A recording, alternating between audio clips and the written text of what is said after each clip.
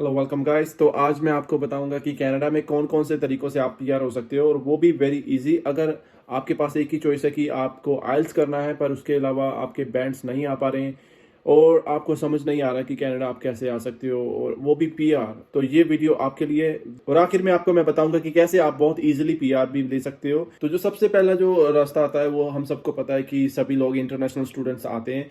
तो जो भी लोग +2 करके आ रहे हैं, स्पेशली वो लोग, उन लोगों के लिए ये बहुत ही लाजमी हो जाता है कि वो दूसरी प्रोविंस में शिफ्ट करें, क्योंकि तो +2 वालों का जो सीआरएस स्कोर है वो ही नहीं पूरा आता है, तो वो एक्सप्रेस एंट्री तो लगा ही नहीं सकते। दूसरी ऑप्शन उनके पास ये बचती है कि वो पीएनपी के थ्रू जा सकते हैं, बट पीएनपी जो ओंटारियो में होती है या फिर बीसी में होती है वो ओपन ही नहीं करते हैं, जिसकी वजह से उनको वेट करनी पड़ती है, और उस वेट के दौरान उनका जो वर्क परमिट होता है वो एक्सपायर होने के चांसेस होते हैं। तो इसी वजह से स्टूडेंट्स जो हैं वो मूव होते हैं दूसरी प्रोविंस में, जैसे मैनिटोबा हो गया, अल्बर्टा हो गया या फिर नोवा स्कोशिया हो गया। उन सब में जो पीएनपी का प्रोग्राम है वो बहुत ही इजीली अवेलेबल होता है, तो स्टूडेंट्स पीआर अपनी अप्लाई कर सकते हैं वहाँ पे बहुत इजीली।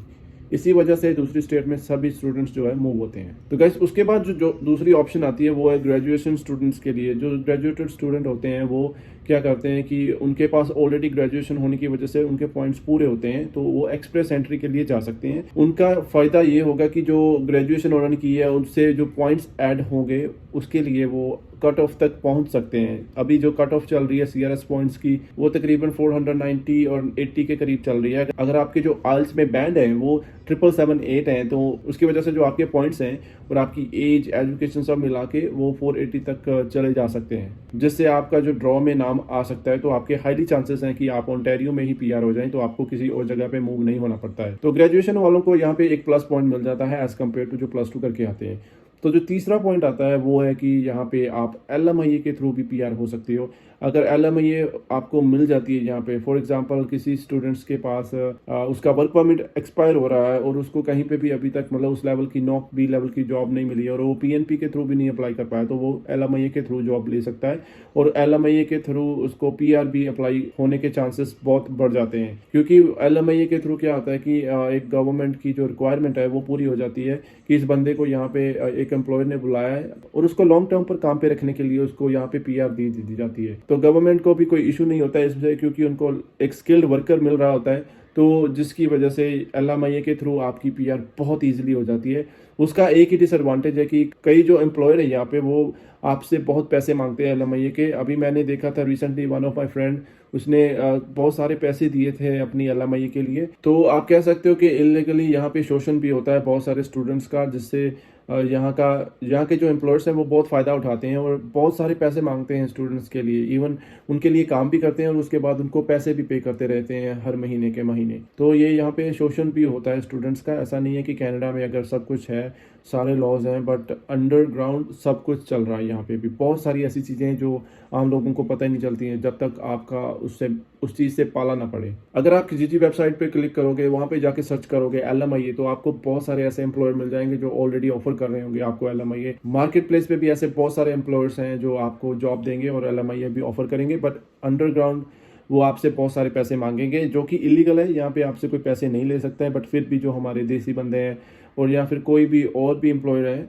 वो आपसे पैसे लेते हैं एलएमआईए लेने के। तो ये बहुत ही गलत बात हो रखी है यहाँ पे। तो लास्ट ऑप्शन जो आती है हमारे पास वो है यहाँ का विजिटर वीज़ा। अगर आप यहाँ पे कनाडा में ऑलरेडी हो विजिटर वीज़ा पे, तो आप अपने विजिटर वीज़ा को कन्वर्ट करवा सकते हो वर्क वीज़ा में। तो उसके लिए एक प्रोसेस होता है, आप वकील के थ्रू भी वो प्रोसेस फॉलो कर सकते हो और खुद भी अप्लाई कर सकते हो। जीसीए गवर्नमेंट ऑफ कनाडा की वेबसाइट पे जाके आप ऑनलाइन भी खुद अप्लाई कर सकते हो। और यहाँ पे कुछ लॉयर्स होते हैं, वकील होते हैं जो पैसे लेते हैं अपना, और इमिग्रेशन लॉयर्स होते हैं जो कुछ चार्जेस लेते हैं और आपको वो सारा प्रोसेस बताते हैं। उसमें थोड़ा टाइम लगता है, बट वो भी प्रोसेस जो है हो जाता है। तो वो एक ऑप्शन है आपके पास अवेलेबल। अगर आपके पास ऑलरेडी विजिटर वीज़ा है, डेफिनेटली आपके पास एक चॉइस है कि आप उस विजिटर वीज़ा को कन्वर्ट करवा सकते हो अपने वर्क वीज़ा में। तो ये जो 4 ऑप्शंस मैंने बताई हैं ये सबसे ईजी है यहाँ पे पीआर होने के लिए, और इसके अलावा और कोई ऑप्शन है भी नहीं मेरे ख्याल से। तो अगर आपको पता है कोई और ऑप्शन के बारे में तो आप मुझे कमेंट्स करके बताएं, और उसके बारे में भी आपको मैं डिटेल में बता सकता हूँ वीडियो बना के उसके बारे में रिसर्च करके। और जो एलएमआईए का मैंने पॉइंट बताया था ना, अगर आप उससे अगर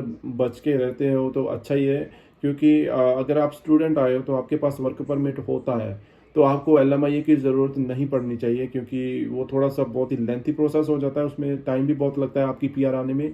और उसके अलावा आपके पैसे भी बहुत खर्च होते हैं। तो जब आपका वर्क परमिट आ जाता है तो आप ट्राई करें, तब के तभी आप अपना 1 साल का नौक बी जॉब का एक्सपीरियंस पूरा कर लें और अपनी आइल्स दें। और अगर आप ग्रेजुएशन है तो डेफिनेटली आपके पॉइंट्स पूरे हो जाएंगे। अगर आपके पास +2 है तो आप अपनी स्टडी कंप्लीट करने के साथ ही दूसरी प्रोविंस में मूव हो जाएं, और नहीं तो फिर आप आए ही ऐसी प्रोविंस में जहां पर आपको मूव होने की ज़रूरत ना पड़े। अगर आप +2 में हो और आप यहाँ पे कनाडा में आपने आने का मन बना ही लिया है तो आप डेफिनेटली उस प्रोविंस में जाना डायरेक्टली जहाँ पे आपको मूव होने की दिक्कत ना हो, क्योंकि उसके बाद क्या होता है कि आपके ऑलरेडी फ्रेंड्स बन चुके होते हैं, आपका सर्कल बन चुका होता है। अगर आप वहाँ को सब कुछ छोड़ के दूसरी जगह पे जाते हो तो आपके लिंक्स रहते ही नहीं हैं।